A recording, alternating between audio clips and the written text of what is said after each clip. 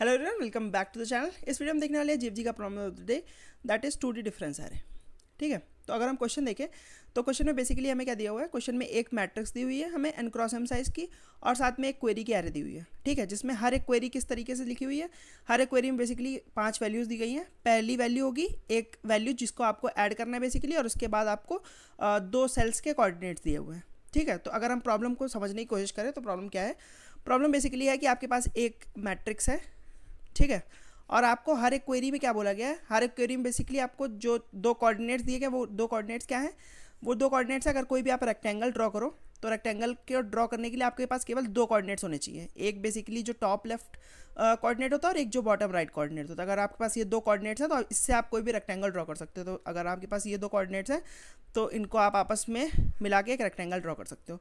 तो बेसिकली आपको यही करना है कि हर एक क्वेरी के लिए वो वाला पूरी रेक्टेंगल जो है उसमें एक स्पेसिफिक वैल्यू जो आपको v के रूप में दी हुई है वो वैल्यू आपको उस वाले रेक्टेंगल में ऐड करनी है। ठीक है, ऐसे ही सारी क्वेरीज के लिए अगर आप ये वैल्यूज़ ऐड करते जाओगे तो आपको फाइनली रिजल्टेंट इस मैट्रिक्स की वैल्यू क्या होगी वो आपको बताना है। ठीक है, तो अब देखते हैं इसको हम कैसे कर सकते हैं। तो बेसिकली ये सिमिलर क्वेश्चन आपका 1D में भी एग्जिस्ट करता है, जिसमें क्या होता है कि 1D एरे दी होती है आपको, और साथ में इस बार क्वेरी में क्या है, इस बार क्वेरी में आपको रेक्टेंगल तो चाहिए नहीं। इस बार क्वेरी में बेसिकली आपको केवल 2 पॉइंट्स दिए होते हैं, 2 इंडिसेस बेसिकली दिए होते हैं। एक क्या होता है, एक L1 होता है, एक R1 होता है। बेसिकली इन दोनों के बीच की जो पूरी सब एरे है उसमें आपको सेम चीज़ करनी होती है, यानी कि सेम ऑपरेशन परफॉर्म करना है। यानी कि कोई भी एक स्पेसिफिक वैल्यू दी हुई है वो आपको क्या करना है, इस L से लेके R तक की सब एरे में ऐड करना है। ऐसे आपको मल्टीपल क्वेरीज दी गई होगी और आपको क्या करना होगा, आपको बेसिकली इसको ऐड करना होगा। ठीक, और फाइनली रिजल्टेंट जो आपका एरे का जो भी एरे की वैल्यूज़ होंगी वो आपको रिटर्न करनी होगी।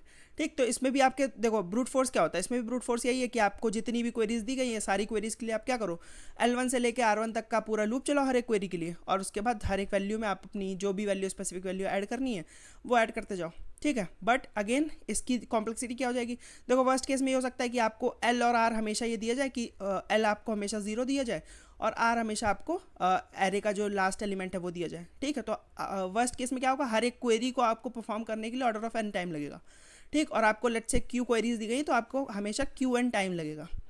ठीक, तो क्या हम इसको कुछ बेटर कर सकते हैं। देखो दिक्कत ये है इसमें कि मान लो एक पर्टिकुलर इंडेक्स आपका जो मान लो कि बहुत सारी क्वेरीज में है, तो आप क्या करो, हर एक क्वेरी के लिए उस वाले इंडेक्स को जाके अपडेट कर रहे हो। ठीक है, ये मेन बेसिकली दिक्कत है आपके। तो आप इसको कैसे सॉल्व करते हो। इसको अगर आपको सॉल्व करने का तरीका आता हो तो इसको हम कैसे सॉल्व करते हैं, इसको हम एक डिफरेंस एरे करके टेक्निक होती है उससे सॉल्व करते हैं।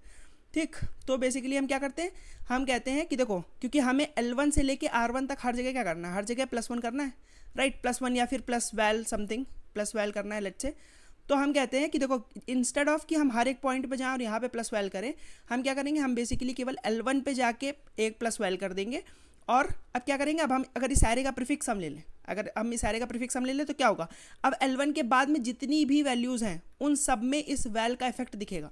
ठीक, बट अब इसमें दिक्कत क्या होगी, इसमें दिक्कत होगी कि हमें तो केवल इफेक्ट जो था वो R1 तक ही चाहिए था, राइट। R1 के बाद इसका अगर इफेक्ट हो रहा है तो वो तो हमारे लिए गलत हो जाएगा ना, क्योंकि हमें केवल वैल को तो L1 से R1 तक के बीच में ऐड करना था। ठीक, तो इसलिए इस जो फ्लो चलता जा रहा है उस फ्लो को रोकने के लिए हमें क्या करना होगा, हमें बेसिकली एक पॉइंट ऐसा होगा, यानी कि R1 के बाद वाले सेल पे हमें बताना पड़ेगा कि देखो अब जो अभी तक तुम यहाँ से +1 प्लस वैल बेसिकली करते हुए आ रहे हो वो अब आगे नहीं करना है। तो ठीक है, तो देखो रोकोगे कैसे।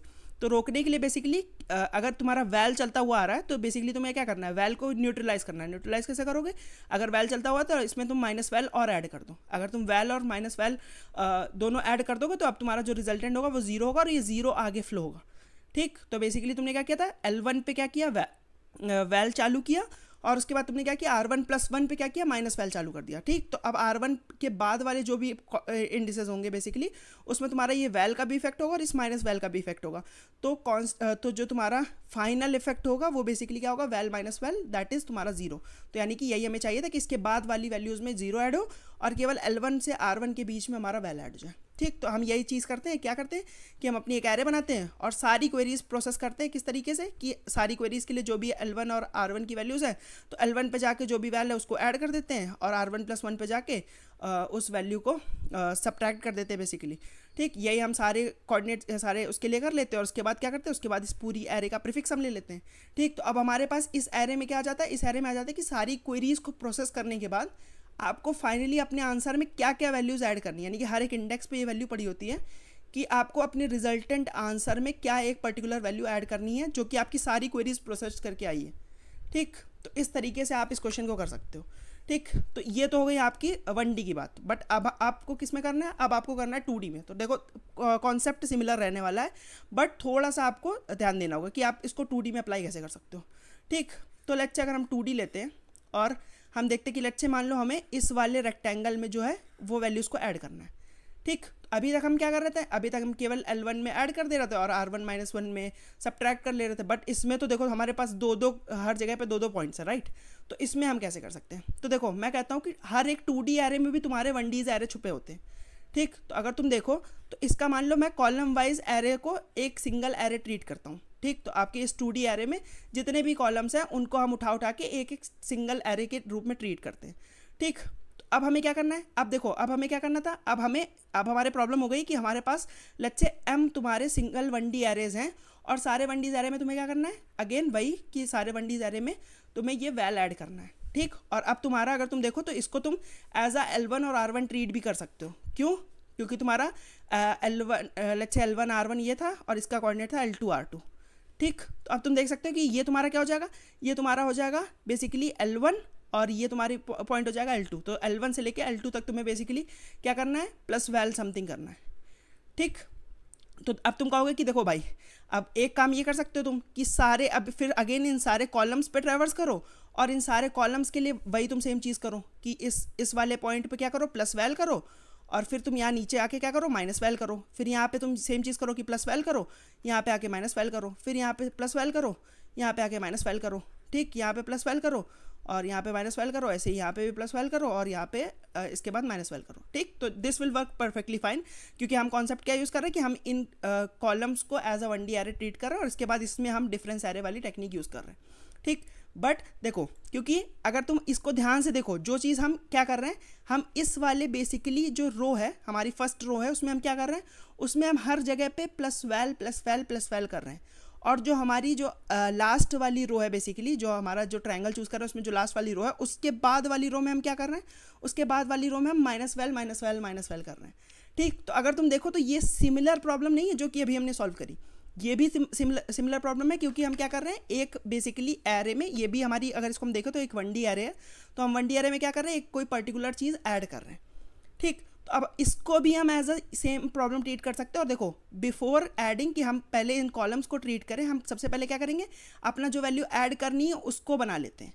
ठीक, तो अब हम क्या करेंगे, अब हमें पता है कि देखो इस वाली पूरी एरे में हमें प्लस वैल ऐड करना है, तो हम क्या कर सकते हैं बेसिकली कि इस वाले पॉइंट पे आके हम अपना प्लस वैल कर दें और क्या करें, ये लास्ट यहाँ पे आके माइनस वैल कर दें। ठीक, तो बेसिकली अगर हमें L1 से L1 R1 अगर इस कोऑर्डिनेट को बोलो तुम, और ये क्या हो जाएगा तुम्हारा, ये हो जाएगा बेसिकली L1 R2 और यहाँ पे ये हो जाता है तुम्हारा L2 R2 और ये हो जाता है तुम्हारा बेसिकली L2 R1। ठीक, तो अगर हम देखो L1 R1 पे क्या कर रहे हैं, प्लस वैल कर रहे हैं, तो हमें पता है कि हम इस वाले ट्रायंगल जहाँ पे ही खत्म होता है वहाँ पे हमें यहाँ पे माइनस वैल करना होगा। ठीक, अगर हम अब इस पॉइंट का अब इस वाली रो का अगर हम प्रीफिक्स हम ले लें तो क्या हो जाएगा, यहाँ पे प्लस वैल आ जाएगा, यहाँ पे प्लस वैल आ जाएगा, ऐसे इन दोनों के बीच में हर जगह पे प्लस वैल आ जाएगा और इसके बाद ये सारा 0 0 होता जाएगा। ठीक है, जो कि हमारी नीड भी है कि हमें इन सब में प्लस वैल करना था। ठीक, राइट, और लास्ट वाली जो तुम्हारी रो है उसके बाद हमें क्या करना है, उसके बाद हमें बेसिकली सब में माइनस वैल ऐड करना है। ठीक, तो it is the similar thing कि हमें अगर माइनस वैल ऐड करना है तो अगर हम यहाँ पे माइनस वैल लिखते हैं और अब प्रीफिक्स हम करते हैं तो यहाँ पे सब हर जगह माइनस वैल आता जाएगा। और माइनस वैल को न्यूट्रलाइज करने के लिए तुम्हें क्या चीज़ की जरूरत पड़ेगी, माइनस वैल को न्यूट्रलाइज करने के लिए तुम्हें बेसिकली इसके अपोजिट साइन वाली चीज़ की जरूरत पड़ेगी, यानी कि वो हो जाएगा तुम्हारा प्लस वैल। तो अगर तुम यहाँ पे प्लस वैल कर दो और फिर प्रीफिक्स हम ले लो तो बेसिकली तुम्हारा क्या हो जाएगा, हर जगह पे माइनस वैल आ जाएगा। ठीक, अब बस तुम्हारी सिंपल सी प्रॉब्लम क्या बची, अब तुम्हें बस कॉलम वाइज प्रीफिक्स सम लेना है। क्यों, क्योंकि कॉलम वाइज अगर तुम प्रीफिक्स सम लोगे तो वो हमने देखा था कि इससे हमारा आंसर आ रहा था, क्योंकि हम हर एक कॉलम को as a single 1D array treat कर रहे हैं और उसके बाद इसमें हम अपने डिफरेंस एरे वाली चीज़ लगा रहे हैं। ठीक, तो बेसिकली हम क्या कर रहे हैं, हम नेस्टेड बेसिकली डिफरेंस एरे वाली टेक्निक लगा रहे हैं। पहले हम अपने रो पे लगा रहे हैं जिससे हमारा क्या हो रहा है, जिससे हमारा जो कॉलम के लिए है उसके लिए हमारा हर एक के लिए प्लस वैल और माइनस वैल वाली जगह अपने परफेक्ट पोजीशन पे आ जाए। और उसके बाद हम क्या कर रहे हैं, उसके बाद हम पूरी एरे में अपना जो कॉलम वाइज है वो डिफरेंस एरे वाली टेक्निक लगा देंगे तो हमारा काम हो जाएगा। ठीक, तो बेसिकली अब हमें क्या करना है, हमें बस केवल हर एक क्वेरी के लिए 4 पॉइंट्स पे ही चेंजेस करने हैं। पहला पॉइंट कौन सा हो सका कि यहाँ पे आपको प्लस वैल करना है, यहाँ पे आपको बेसिकली माइनस वैल करना है। इस जो आपका मान लो ट्रायंगल यहाँ तक है, तो अब आपको क्या करना है, इस वाला पॉइंट अगर ये एग्जिस्ट करता तो यहाँ पे माइनस वैल कर दो, ताकि वो इस वाले प्लस वैल को न्यूट्रलाइज कर दे। और नहीं सॉरी, ये जो ये है ये रो वाइज हो रहा है, तो बेसिकली इस प्लस वैल को ये माइनस वैल न्यूट्रलाइज कर रहा है, और यहाँ पे जो माइनस वैल है इसको न्यूट्रलाइज करने के लिए ये प्लस वैल यूज़ हो रहा है यहाँ पे। ठीक, अब क्या करोगे, अब आप ऐसा मतलब कि सबके लिए कर लो, और उसके बाद क्या करोगे, उसके बाद पहले आपको रो वाइज प्रीफिक्स सम लेना है। अगर आपने रो वाइज प्रीफिक्स सम नहीं लिया तो आपका सब कुछ गलत हो जाएगा। ठीक, बेसिकली हम जो जिस तरीके से कर रहे हैं वो तरीका गलत हो जाएगा, राइट। क्योंकि हम पहले क्या कर रहे हैं, हम पहले देख रहे हैं कि हम कॉलम के लिए पहले अपनी वैल्यूज पुट कर रहे हैं। अगर आपको रो वाइज लेना है, लेट्स से आपको आप ये भी कर सकते हो कि जो चीज़ मैंने कॉलम को करी कि कॉलम को मैंने 1D एरे ट्रीट करा है, तो आप इसको रो वाइज भी कर सकते हो कि हर एक रो को 1D एरे ट्रीट करो। तो उस केस में आपको फिर कॉलम पे क्या करना पड़ेगा, कॉलम पे ये सेम चीज़ करनी पड़ेगी, और पहले आप कॉलम वाइज फिर प्रीफिक्स हम ले सकते हो। बट अगर हमने इस तरीके से किया तो हमें पहले क्या करना पड़ेगा, अब हमें हमेशा पहले रो वाइज प्रीफिक्स हम लेना पड़ेगा। तो रो वाइज प्रीफिक्स हम लेंगे तो अब हमें ये पता है कि हमारे कॉलम के लिए सारी वैल्यू अपनी परफेक्ट प्लेस पे आ गई है। तो अब अगर हम कॉलम वाइज प्रीफिक्स हम लेंगे इसके बाद, तो हमारा क्या होगा, अब हमारा सारी एरेज में बेसिकली डिफरेंस एरे वाली टेक्निक परफेक्टली फाइन तरीके से वर्क करेगी। ठीक, उसके बाद हमारा एट द एंड सारी क्वेरीज जब हमारी प्रोसेस हो गई, उसके बाद हमने ये प्रीफिक्स हम भी ले लिया, पहले रो वाइज फिर कॉलम वाइज। तो अब हमारी इस पूरी मैट्रिक्स में क्या पड़ा होगा, इस पूरी मैट्रिक्स में पड़ा होगा कि सारी क्वेरीज को प्रोसेस करने के बाद अब हमें फाइनल अपनी जो ओरिजिनल मैट्रिक्स दी थी उसमें क्या वैल्यूज़ ऐड करनी है, या फिर क्या वैल्यूज़ बेसिकली सब्ट्रैक्ट करनी है। तो अगर प्लस साइन है तो ऐड होगी, माइनस साइन है तो सब्ट्रैक्ट होगी, बट उसको हम एज अ एडिशन ऑपरेशन ही ट्रीट करेंगे, राइट। तो मतलब कि हमारा इससे एक डिफरेंस एरे बन जाएगी, जिसको हम फिर एट द एंड अपनी जो ओरिजिनल एरे है उसमें ऐड कर देंगे, तो हमारा रिजल्ट आ जाएगा। ठीक, तो इसमें सीखने वाली क्या चीज़ थी, सीखने वाली चीज़ थी कि पहले तो देखो 1D में कैसे ये होता है। अगर 1D के आपको नहीं आता तो देखो 1D का भी मैंने आपको बताने की कोशिश करी कि 1D में कैसे होता है कि क्वेरीज को प्रोसेस करना है कि एक आप L1 से R1 में लेट से आपको करना है, तो आप L1 में प्लस वैल करोगे, और फिर क्योंकि आप प्रीफिक्स हम लोगे तो इसका जो इफेक्ट होगा वो पूरी एंड ऑफ द एरे तक जाएगा। तो इसलिए आपको क्या करना पड़ेगा, इसको न्यूट्रलाइज करने के लिए जिस भी पॉइंट से आपको इसका इफेक्ट नहीं चाहिए वहाँ पे इसकी बेसिकली अपोजिट चीज़ डाल दो। यहाँ पे अगर प्लस वैल डाल दो तो वहाँ पे माइनस वैल डाल दो, यहाँ पे अगर माइनस वैल डाल दो तो वहाँ पे प्लस वैल डाल दो। ठीक, अब यही सेम चीज़ अगर हमें 2D में करनी थी, तो अब हमने क्या किया, हर एक कॉलम को as a 1D array treat किया। तो अब हमें पता है कि अगर 1D एरे में हमें करना होता तो हम फिर पहली पोजीशन पे प्लस वैल करेंगे और एंड के बाद वाली पोजीशन पे माइनस वैल करेंगे। अब क्योंकि ये सेम चीज़ हमें सारी कॉलम के लिए करना था। ठीक, तो अब अगर इसमें हमने भी देखा, इसमें हमने अगर ऑब्जर्व किया तो हमें दिखा कि ये भी तो हम अपनी डिफरेंस एरे वाली टेक्निक से डिड्यूस कर सकते हैं, राइट। तो इसको भी अगर हम डिफरेंस एरे वाली टेक्निक से डिड्यूस करें तो उसका हमें पता है कि अगर इस पूरी आपको रो में क्या करना है, प्लस वैल करना है, तो आप पहले पॉइंट पे प्लस वैल कर दो और फिर जहाँ तक करना है उसके बाद माइनस वैल कर दो। सिमिलरली यहाँ पे अगर पूरी रो में आपको क्या करना है, माइनस वैल करना है, तो पहले पॉइंट पे माइनस वैल कर दो और फिर एंड के बाद आप प्लस वैल कर दो। तो वही सेम चीज़ हमने करी कि हमें बस केवल 4 पॉइंट पे अपडेट करने की ज़रूरत पड़ी, और पहले हम रो वाइज इसका प्रीफिक्स हम ले लेंगे सारी क्वेरीज प्रोसेस होने के बाद, और उसके बाद क्या करेंगे, हम फिर कॉलम वाइज प्रीफिक्स हम लेंगे, तो हमारी पूरी डिफरेंस एरे जो है वो तैयार हो जाएगी। उसके बाद एट द एंड हम अपने बस मैट्रिक्स वाली एरे में ये पूरी डिफरेंस वाली एरे जो आई है, जो सारी क्वेरीज को प्रोसेस करने के बाद उसको बस ऐड कर देंगे और हमारा फाइनल रिजल्ट आ जाएगा। ठीक, तो उम्मीद करता हूँ कि आपको ये सब कुछ समझ में आया होगा। अब हम एक बार इसका जल्दी से कोड देख लेते हैं कि कोड में इसको कैसे इंप्लीमेंट किया मैंने। तो बेसिकली एन और एम हमारा दिया हुआ था, इसी सेम साइज़ की हमने वो डिफरेंस वाली एरे बना ली। अब क्या करना है, अब हर एक क्वेरीज़ को प्रोसेस कर रहा हूँ मैं यहाँ पे, हर एक क्वेरीज़ के लिए V R1 C1 R2 C2 ये सारी वैल्यूज़ निकाल ली। अब हमें बेसिकली क्या करना है, हमें 4 पॉइंट्स पे चेंज करना है। ठीक, पहला कि जो स्टार्टिंग वाला पॉइंट है, यानी कि ये वाला पॉइंट, बेसिकली अगर मैं किसी और कलर से दिखाऊँ तो ये वाला पॉइंट, इस पर क्या करना है, इस पर आपको प्लस वैल करना है। ठीक, तो वही सेम चीज़ मैं कर रहा हूँ कि इस वाले पॉइंट पे क्या किया, आपको प्लस वैल किया। ठीक, अब क्या करना है, अब देखो, अब जो बाकी सारे पॉइंट्स हैं वो आपका जो एंड है आपका रेक्टेंगल का उसके बाहर के पॉइंट्स हैं, तो इन सब के लिए आपको एक चेक लगाना पड़ेगा। क्योंकि ऐसा हो सकता है कि आप मान लो पूरी एरे को एज अ रेक्टेंगल ट्रीट करो, तो उस केस में आपका +1 जो होगा वो रेक्टेंगल के बाहर हो जाएगा, यानी कि वो एग्जिस्ट नहीं करेगा। तो अभी सारों के लिए आपको चेक लगाना पड़ेगा, राइट। तो इसके लिए हम बस क्या कर रहे हैं, हमने सबके लिए चेक लगा रखा है कि देखो अगर आपका C2+1 यानी कि कॉलम के बाद वाली एरे में अगर आप ऐड करने जा रहे हो, अगर वो एग्जिस्ट करता है तो क्या करो, तो उस पे जाके आप माइनस वैल कर दो। तो इससे आपका क्या होगा, इससे आपका ये वाली पूरी रो डिफाइन हो जाएगी। फिर और इसी के साथ ही साथ, क्योंकि देखो इसमें 2 चेक्स लगेंगे, जो लास्ट वाले है आपका ये वाला पॉइंट है, इसमें 2 चेक लगेंगे, एक आपका रो वाइज भी चेक लगेगा और एक आपका कॉलम वाइज भी चेक लगेगा। तो दोनों चेक्स, क्योंकि इसमें एक चेक लग चुका था तो ऑलरेडी मैंने एक इफ़ और ऐड कर दिया, जिससे मेरा दूसरा वाला चेक भी कवर्ड हो गया। ठीक, और फिर उसके बाद लास्ट वाली जो आपका बॉटम लेफ्ट सेल है, इसके लिए क्या होगा, इसके लिए केवल R वाला चेक लगेगा कि R2+1 जो है बेसिकली वो आपका बाउंड्स के अंदर है कि नहीं। तो ये चेक कर लिया और इसके बाद इसमें क्या किया, इसमें आपने -v कर दिया। ठीक, तो इसके बाद मेरा क्या होगा, इसके बाद अगर सारी क्वेरीज को प्रोसेस करने के बाद बेसिकली मेरा सारी जो पॉइंट्स थी वहाँ पे जहाँ पे मेरे को अपडेट करना था वो सब अपडेट कर दिया मैंने।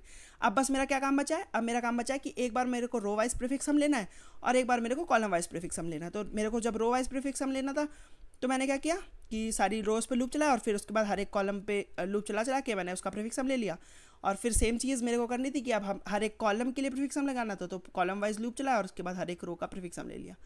ठीक, तो एट द एंड हमारे पास क्या आया, हमारे पास अब ये डिफरेंस वाली एरे कंटेन हो गई हमारे पास। अब इसको बस क्या करना है, इसको हमें बस अपनी जो मैट्रिक्स वाली एरे है उसमें ऐड करना है और हमारा फिर फाइनल रिजल्ट आ जाएगा। तो बस मैट्रिक्स की जो वैल्यूज़ थी उसको मैंने हर एक बेसिकली सेल पे ऐड कर दिया है और फाइनली अपना ये जो आंसर है इसको रिटर्न कर दिया। ठीक, ये वाला लूप मेरा नेसेसरी नहीं था, इसको मैं इस वाले लूप में भी कवर कर सकता था, बट मैंने समझाने के लिए जस्ट टू कीप कि आपको समझ में आप कंफ्यूज ना हो इम्प्लीमेंटेशन में, इसलिए मैंने इसको बाहर रख दिया। बाकी आप देखना कि आप कुछ कोई रिडंडेंट लूप अगर आपको दिख रहा हो जो इसको आप सेम लूप में ही कर सकते हो तो फिर आप उसको डेफिनेटली कंप्रेस कर सकते हो। ठीक है, अदरवाइज आपकी एसिम्प्टोटिक कॉम्प्लेक्सिटी जो है वो चेंज नहीं होगी, वो आपकी हमेशा क्या होगी, देखो एक हम क्यू साइज़ का लूप चला रहे हैं, इसमें हम सारी जो काम कर रहे हैं वो ऑर्डर ऑफ 1 का कर रहे हैं। ठीक, तो आपकी यहाँ पे ऑर्डर ऑफ क्यू हो गया और उसके बाद बाकी सारे जो लूप्स हैं वो हमारे n क्रॉस m के हैं। ठीक है, तो बेसिकली आपका कॉम्प्लेक्सिटी क्या हो गई, q plus n cross m।